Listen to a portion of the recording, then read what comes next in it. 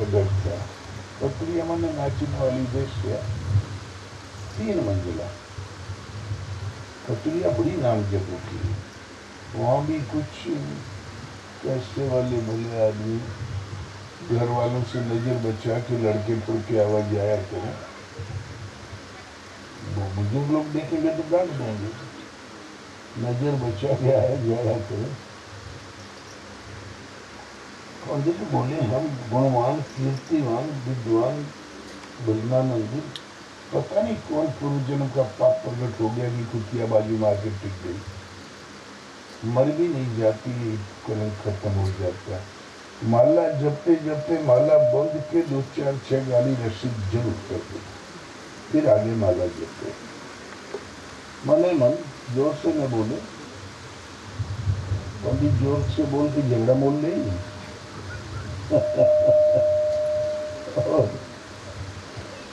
और पत्रिया अपने झरोके में से झांक के पंडित जी का दर्शन कर ले। बोले हे भगवान, दुर्लभ मानव तन मिला है, शुद्ध पेट पोषण के लिए दिन भर ताता बिना ही कोई जिंदगी है, ऐसी जिंदगी से तो मौत अच्छी। हमारा इतना ही जीवन का सौभाग्य है। एक महान पंडित भजनानंदी ज्ञाता कीर्तिमान पंडित, ये सदगुरु हमारे पलकों के सामने है। हमारा बस इतना ही भाग्य है, रोज झांक के तारीफ करती हुई आंखों में आंसू भर के प्रणाम कर लिया करे। पंडित को नहीं मालूम कि प्रणाम कर रही, मैं पत्रियों को ही मालूम कि हमें रोज गलिया होते। जब शरीर छूटा तो पंडित जी का क्या कहना, चंदन की लकड़ी से 4-5 टिन शुद्ध गाय जब घी से 25 विद्वान इधर खड़े हो गए, 25 विद्वान, और वो स्वर्गम गच्छेत मंत्र पढ़ दिया, वैकुंठ का मंत्र पढ़ दिया संस्कृत में। संस्कृत आपको तो आती नहीं, हमें भी नहीं आती, कुछ भी कह दो हमारे लिए मंत्र है। और तमक्षरम परमं वेदितव्यम तमस्य विश्वस्य परम निधानम, मंत्र ध्वनि के साथ चिता जल के प्रज्वलित हो गई। एक ने कहा भाई धुएं के ऊपर हमको तो कोई नाम दिखाई पड़ा। बोले गुरु जी जरूर वैकुंठ गए होंगे, स्वर्ग जरूर गए होंगे। इतने भजनानंदी जब वैकुंठ स्वर्ग नहीं जाएंगे तो स्वर्ग बना किसके लिए। संयोग से उसी दिन पत्रिया का भी शरीर छूट गया। बड़ी पैसे वाली थी, पुलिस की 10 से गाड़ियां आई, माल पानी एक तरफ, पूरा करकट एक तरफ, पत्रिया के पाँव में रस्सी बांधा और घसीट के बाद डंपर में ढकेल दिया उसी गाड़ी में। माल धोती नहीं इसी में, और ले जाके वो गंगा किनारे नाले में फेंक दिया। फिर कौवे चील कुत्ते सियार इन्होंने फिर विधिवत अंत्येष्टि कर दिया, खा गए। सूक्ष्म शरीर जब धर्मराज के सामने पहुंचा तो धर्मराज ने कहा इस देवी को तो स्वर्ग भेज दो, इस पंडित को नरक भेज दो। पंडित बिगड़ खड़ा हुआ, बोले शुद्ध संस्कृत पढ़ते पढ़ते उच्चारण करते करते जीभ लुढ़ियाई गई, चंदन लगाते लगाते कपाट सफेद हो गया। 8-8 घंटे लगातार बैठ के हमने जाप किया, 1600 प्रकार से पूजा की। धर्मराज के हम भी अन्याय तो हमें नरक, एक चुड़ैल से एको काम नहीं बचा, एक स्वर्ग। यहाँ भी भेदभाव है क्या। बोले पंडित जी ऐसी बात नहीं, हमारे पास जो जैसा जाप करते हुए आता वही गति करता है। आप हमारे पास आए तो यही जप रहे थे, चुड़ैल है कुतिया है, मरो नहीं जाती है, कौन को पाप प्रगट है जो बाजू मार के टिक गई है। और ये देवी आई तो बोले हो भाग्य, एक सदगुरु महाकठोर धन मेरे पलकों के सामने है, आपका पुण्य इसको मिल गया और आपका पाप उसका पाप आपको मिल गया, अंतमति सुगति। अर्जुन अंतकाले च मामेव स्मरण मुक्त्वा कलेवरम यह प्रयाति प्रजन देहम शयाति परमाणु गति।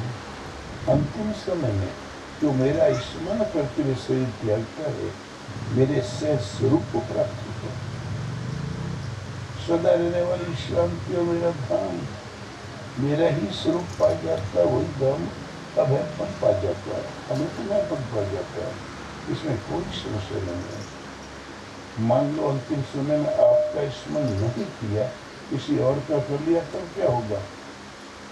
तो बोले यम यम वापी स्मरण भाव त्यजत्यन्ते कलेवरम।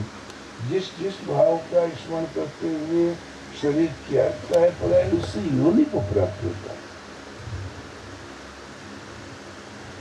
इसलिए अर्जुन तो ये तो बड़ा बढ़िया है, मरने लगे अगर भगवान का स्मरण कर लेंगे, अभी से हम क्यों परेशान हो, कमाओ खाओ। बोले अर्जुन अंतिम समय में वही चिंतन पर आकर बैठ जाता है हृदय में, जिसका जीवन में अधिक प्रयोग किया है। मरते समय स्मृति बनी, बुद्धि विकल है, हम नया बुद्धि से सोच नहीं सकते, मन से संकल्प कर नहीं सकते, कर कहाँ से लोग? वही चिंतन कर बैठ जाता है जिसका जीवन में अधिक प्रयोग किया। अर्जुन इसलिए तू आज ही से, अभी से निरंतर मेरा चिंतन करो और युद्ध करो। चिंतन और युद्ध एक साथ कैसे? जय कन्हैया लाल की, जय मदन गोपाल की, लाठी चलाते रहो, बाण बरसाते रहो, हो सकता है यही चिंतन हो। अगले ही श्लोक में चिंतन की विधि बताया। अर्जुन एकांत देश का सेवन करते हुए तो साधना पद्धति नियत कर्म को बड़ी प्रकार में धारण करके और फिर सिवाय मेरे अन्य किसी विषय वस्तु का न स्मरण करते हुए निरंतर चिंतन कर और युद्ध कर। मान लो ये कागज भगवान है, तो आजू बाजू का दृश्य में दिखाई पड़ता तो चिंतन अधूरा है। सिवाय मेरे अन्य किसी विषय वस्तु स्मरण न करते हुए निरंतर चिंतन कर और युद्ध कर। जब चिंतन इतना सूक्ष्म है, अन्य संकल्प भी आता, चिंतन गया है। एकांत देश का सेवन है, हमें छोड़कर कोई है भी नहीं, तो झगड़ा किससे करोगे? कैसा युद्ध? जब भी आप भजन में बैठोगे तो माइक प्रवृत्ति बाधा के रूप में प्रत्यक्ष है। काम करोड़ लोग मोह की लहरें उठने लगेगी। 10 साल पहले घटना घट गई थी, वो भी सामने आके खड़ी हो जाएगी। इन माइक प्रवृत्तियों का पार पाना युद्ध, और ये चिंतन में ही संभव है। इनका पार पाते और चित्त अचल इसमें ठहर गया, श्वास एकदम बांस की तरह खड़ी हो गई। संकल्प का ही दूसरा नाम मन है। तदेव अर्थ मात्र निर्भाषण स्वरूप मेरे समाधि, लक्ष्य मात्र का आभास रह जाए, चित्त का निस्वरूप शून्य हो जाए, वहाँ चिंतन पूर्ण समाधि वो मुझे प्राप्त होता है। एक बनिया एक सदग्रस्त रहे आप ही लोगों की तरह। जब शरीर छूटने का समय आया तो बोले वो बिटिया की बुलाई लो, नाती का हाथ पकड़ा दो, उसको पैसा दिया और ले लेना। तो छोटे लड़के ने कहा पापा हम लोग जी लेंगे, आप आखिरी समय राम राम शिव शिव कहो, लेकिन बुजुर्ग के नहीं याद आवे। जब माया की चिंता करे, इतने में देखा आंगन में बछड़ा झाड़ू चबा रहा था, गाय का बच्चा बछुआ झाड़ू चबा रहा था। बुजुर्ग का कलेजा फटा जा रहा था, पूरी काटे लगा के बोले दादा बच्चा बछुआ झाड़ू चबा रहा है। बै और जा, बै माने बछुआ, जय माने झाड़ू, बछुआ झाड़ू चबा रहा। इतना कहने की ताकत भी नहीं बची थी, अंतिम समय था। झा छोटा लड़का बहुत खुश हुआ। अब हमारे पिताजी वासुदेव वासुदेव कह रहे हैं, राम राम कह के 10 धाम चले गए, तो पिताजी जरूर बन गए। और वो बड़का लड़का राम आया भी, वो सोचा हम किसी वसीयत तो नाम ले रहे हैं, हमें मालूम था 50-60 लाख रुपया कहीं कहीं दबा के रखते हैं, अब इन्हें विश्वास हो गया कि अंतिम समय है। अब वो बताना चाहते हैं, भागा डॉक्टर के पास और पास वाले शहर से बोले जल्दी चलो डॉक्टर साहब, हमारे पिताजी को एक बार बुलवा दो, कोई खास बात कहना चाहते हैं। तो बोले भाई एक बार जरूर बोल देंगे। इंजेक्शन जरा महंगा है, 5,000 रुपये का एक इंजेक्शन। जन्म भर तो बाप को पानी भी नहीं पिलाया था, लेकिन आज वो 5,000 का इंजेक्शन सस्ता प्रतीत हुआ। वो 50 लाख का मामला जो कह रहा है, या इंजेक्शन सुई की गर्मी चढ़ी तो बुढ़वा बोला, अरे बचवा झाड़ू चला रहा है, हमारे बाद हमारी गृहस्थी का क्या होगा, हमारी इज्जत धूल में मिला दोगे तुम, इस लापरवाही से जियोगे। इतने में सुई की गर्मी ठंडी हुई और खुद भी ठंडे हो गए सजा के लिए। तो अंतिम समय में कितना कोशिश करो, वही आएगा जो जन्म भर अधिक चिंतन किया है। और गृहस्थी का चिंतन छोड़ के है ही क्या, वो छोड़ के भजन करो। आगे कहते हैं ऊंचा नीच हम करेंगे क्या, कितना कमा लो, अधिक से अधिक कोठी बना लो, तो माई लोग दौड़ के कपड़ा चिकना ले आएंगे और क्या कर लेंगे। ये लड़का तो बढ़िया देखो कैसा कपड़ा ले आया है, कैमरा मैन, पैसा मिल भर जाए। ऊंचा नीचा महल बनाया, गहरी नींव जमाता है, जिसे भूकंप से गिरे ना। चलने का मन शोभा नहीं, रहने को मन करता है, न जाने तेरा साहिब कैसा है। ऊंचा नीचा जैसा मॉडल समझ में आया वैसा नक्शे से महल बना दिया। भूकंप में, प्राकृतिक आपदाओं में भी नींव न हिले, बना रहे तो गहरी नींव जमाता है।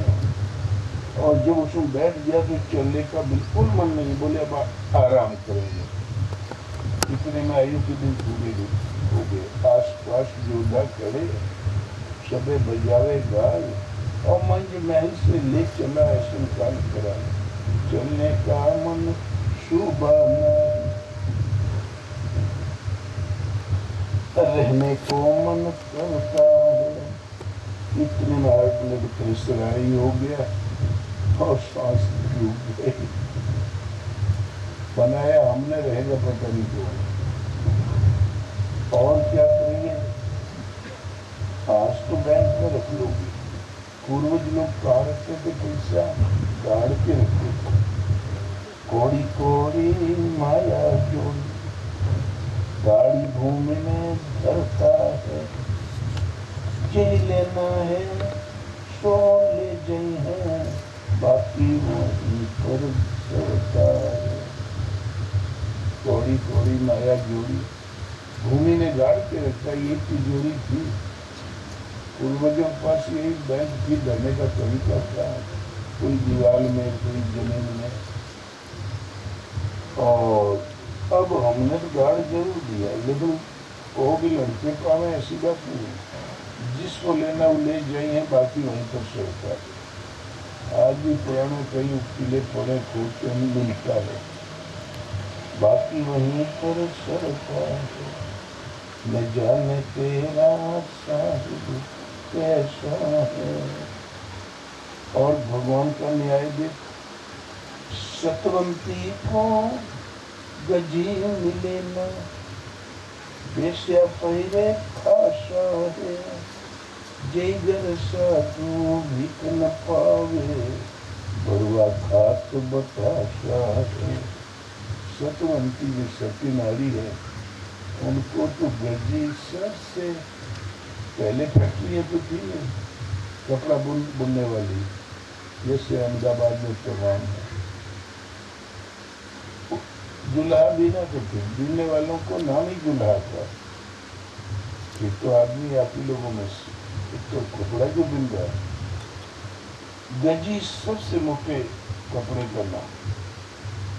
सतवंती को गजी मिले ना, समय पर साल में एक आध जोड़ा भी कायदे से न मिले।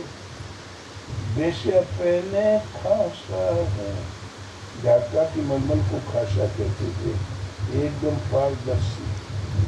3-4 परत लपेट दो तो भी सही दिखाई पड़े। और घर तो बड़ा ऊंचा बना लिया। जब साधु पहुंच गया तो बाबा जी आगे बढ़ जाओ। किसी गरीब के घर में पहुंच गया तो बोले महाराज बैठो, ले दूध पियो, चाय पियो। जय घर साधु भीख न पावे, तो भरवा खात बतासा है। साधु तो भीख नहीं पाता, और वेश्या का नौकर होता है ना, उसको भरवा कहते हैं। वो दिखाई पड़ गया, बोले अरे आओ राजा, ये बता भाई जी कभी हमों की याद करे तो मैं खा बताशा।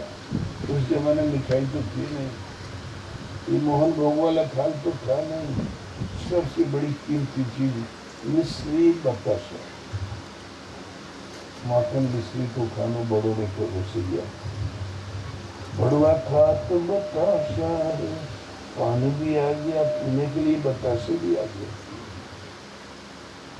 न जाने तेरा साहिब कैसा है, इनकी मन की लगाम पकड़ के क्यों नहीं घुमा देता।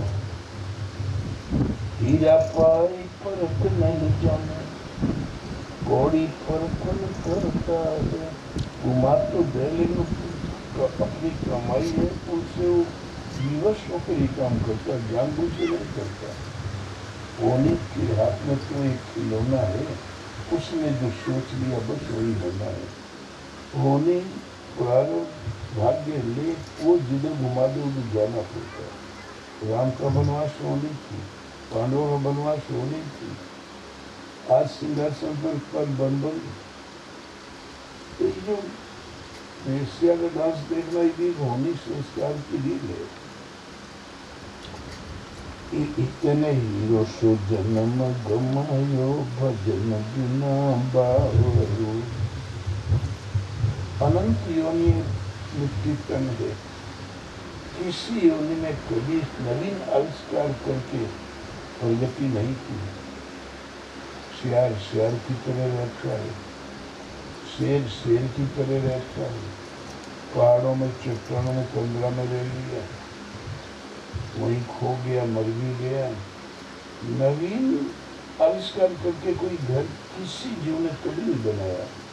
पक्षी की करे, मछली की करे, किंतु मनुष्य आज से 1000 साल पहले हवाई जहाज की कल्पना भी नहीं थी। आज एरा गहरा नत्थु गहरा सब हवाई जहाज हम चढ़िया यार। एक कौड़ी हमारे पास नहीं थी, चल के चल जाए वो मास्टर। कितना आविष्कार। पहले युद्ध करने के लिए गदा युद्ध, मल्ल युद्ध, तलवार युद्ध, और महान योद्धा, महारथी।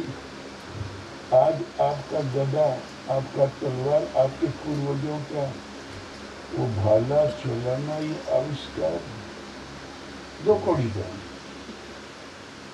आप सब भाला गदा लेके खड़े घुमाओ, एक गोली वाला आ जाए सबको शॉक कर दे।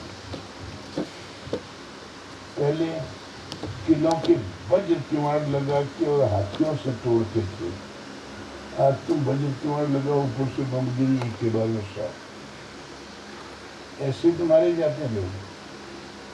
मनुष्य कर्मों का निर्माता है, रचयिता है, कुछ न कुछ गढ़ता ही रहता है। पता नहीं कहाँ से कहाँ घूम गए। पूर्वजों की शिक्षा प्रणाली समाप्त थी। अरे गदा सिखाएगा द्रोण, धनुष्मान सिखाएगा द्रोण, किसी काम का है क्या? इसलिए ये हीरा इसी प्रकार शरीर ऐसा है कि नर्तन भव बारिद कहूँ बेरो, सन्मुख मरुते अनुग्रह मेरो। कर्णधार सदगुरु दृढ़ नावा, दुर्लभ साज सुलभ करी पावा। जो न करे भव सागर नर